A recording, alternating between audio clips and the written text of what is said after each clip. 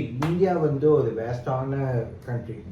நிறைய ஸ்டேட்ஸ் இருக்குது, நிறைய கல்ச்சர் இருக்குது. இவங்க எல்லாரையுமே நம்ம ஒன்று சேர்க்கணும் அப்படின்னா ஃபுட்டு. எல்லாருமே நம்ம வந்து சாப்பாடு விஷயத்தில் ஒன்று சேருவோம். என்ன வேணுமோ சாப்பிடுவோம், veg or non veg, weekend something அந்த மாதிரி சாப்பிட்டாமே பட் சாப்பிடுவோம். ஸோ அப்போ அதுக்கு எல்லாத்துக்குமே ஒன்று சேர்க்கணும் அப்படின்ற மாதிரி ஒரு இனிஷியேட்டிவான ஒரு ஸ்கீம் இருக்கா? மேபி உங்களுக்கு தெரியும்னா கமெண்ட்டில் பண்ணுங்கள். அப்படி ஒரு ஸ்கீம் இருக்குது, ஒரு ரெவல்யூஷனரியான ஸ்கீம். அந்த ஸ்கீம் தான் one nation one ration card. So இன்றைக்கி நான் வந்து அதை பற்றி தான் பேச போகிறேன். கவர்மெண்ட் ஆஃப் இந்தியா தான் கொண்டு வந்தாங்க. இது ஏன் கேம் சேஞ்சிங்கான ஸ்கீம் அப்படின்னு பார்த்தா, எல்லாருக்குமே பெனிஃபிட்டாக ஃபுட் கிடைக்கணும் அப்படின்றாங்க. இப்போ நம்ம வந்து மைக்ரேட் பண்ணி நம்ம டெல்லிக்கோ இல்லை பெங்களூருக்கோ, not only Bengaluru, Delhi, anywhere in country, இந்தியாவில் எங்கே வேணுமோ நம்ம போனாலுமே நம்மளுக்கு ஃபுட்டுட்டு ஒரு இஷ்யூ இருக்குது. அப்போ நம்மக்கிட்ட வந்து ஒரு ஆதார் கார்டோ ரேஷன் கார்டு ரெண்டுத்தில் ஏதாவது ஒன்று இருந்தால் நம்ம போய் public distribute system, that means ration card, அங்கே போய் நம்ம வாங்கிக்க முடியும். என்ன ஃபுட்டோ அங்கே இது லோ பட்ஜெட்டில் நம்மளால அதை வாங்கிக்க முடியும். சரி, அது எதுக்கு அப்படின்னு நம்ம பார்த்தோம்னா, இந்தியாவில் மட்டும் 30% ஆஃப் பீப்புள் வந்து மைக்ரேட் ஒர்க்கர்ஸ் தான். லைக் மைக்ரேட் ஒர்க்கர்ஸுன்ற பட்சம் நான் இங்கேருந்து டெல்லியில் போய் படித்தாலும் மைக்ரேட் தான். அது பெங்களூர்லேருந்து சென்னைக்கு வேலைக்கு வந்தாலுமே மைக்ரேட் தான். ஸோ அந்த மாதிரி மைக்ரேட்டான workers, not only daily wages, எல்லா அந்த மாதிரி ட்ரான்ஸ்ஃபர் ஆகி இங்கேருந்து அங்கே போகிற எல்லாமே மைக்ரேட் ஒர்க்கர்ஸ் தான். ஸோ இந்தியாவில் 30% ஆஃப் மைக்ரேட் ஒர்க்கர்ஸ் இருக்காங்கன்ற போது, ஸோ இவங்களுக்கு வந்து அது ஒரு பெனிஃபிட்டாக இருக்கணும் அப்படின்றதுக்காக இது கொண்டு வந்த ஒரு நல்ல இனிஷியேட்டிவ். ஸோ இதில் நிறைய கீ பெனிஃபிட்ஸ் இருக்குது.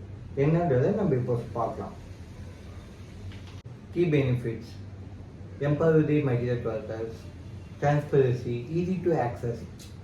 லைக் ஈஸியாக என்னால் ஒரு பிடிஎஸ் ஷாப்பில் போயிட்டு ஒரு ஆதார் கார்டோ ஒரு ரேஷன் கார்டோ கொடுத்து என்னால் ஒரு ஃபுட்டுக்கு தேவையான மெட்டீரியல்ஸை வாங்கி நான் வீட்டில் உட்காந்து குக் பண்ணி என்னால் சாப்பிட முடியும்.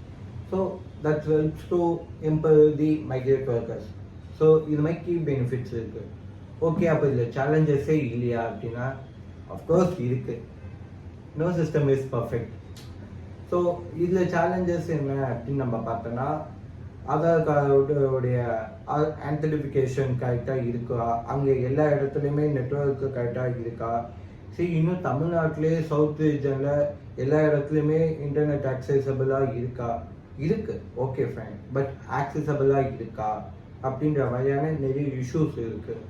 ஸோ இதெல்லாம் சால்வ் பண்ணலாம். சேலஞ்சஸில் பீப்புளுக்கு அஸ் யூஷுவல் அவேர்னஸ் கிரியேட் பண்ணலாம்.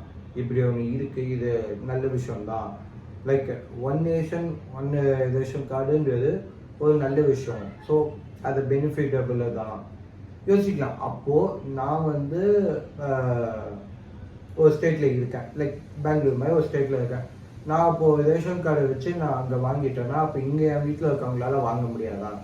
இல்லை, அப்படி கிடையாது.